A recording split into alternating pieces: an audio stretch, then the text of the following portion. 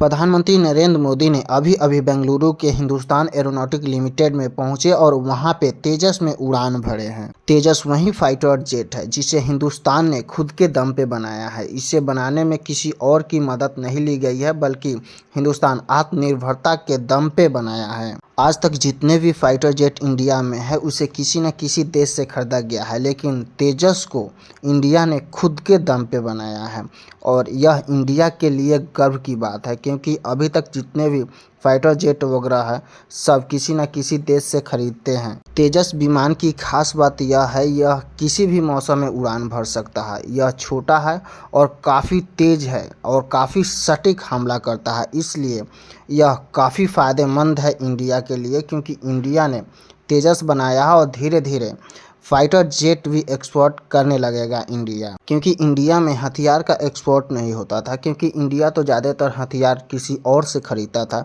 लेकिन अब इंडिया में भी बड़े बड़े हथियार, बड़े बड़े फाइटर जेट बनाए जाने लगे हैं। तो अब खास बात यह है कि इंडिया भी धीरे धीरे हथियारों का निर्यात करना चालू कर देगा।